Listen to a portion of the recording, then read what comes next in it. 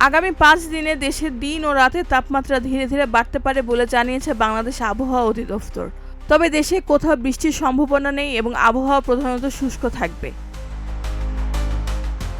আবহাওয়াবিদ জানান, দক্ষিণ পশ্চিম ও মধ্য বঙ্গোপসাগরের লঘুচাপ ইতোমধ্যে গুরুত্বহীন হয়ে পড়েছে। বর্তমানে মৌসুমে স্বাভাবিক লঘুচাপ দক্ষিণ বঙ্গোপসাগরে অবস্থান করছে এবং উপমহাদেশীয় উচ্চচাপ বলয়ের বর্ধিতাংশ বিহার ও সংলগ্ন এলাকায় রয়েছে।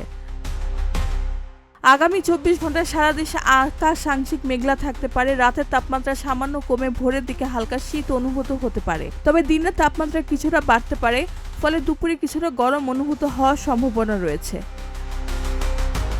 বৃহস্পতিবার থেকে রোববার পর্যন্ত সারা দেশে আংশিক মেঘলা আকাশ সহ শুষ্ক আবহাওয়া বিরাজ করবে। এ সময় রাত ও দিনের তাপমাত্রা ধীরে ধীরে সামান্য পরিবর্তন হতে পারে। সংস্থাটি জানিয়েছে, আগামী কয়েকদিন তাপমাত্রা আরও বাড়ার সম্ভাবনা রয়েছে। রেহানা বেগম, প্রজন্ম 24।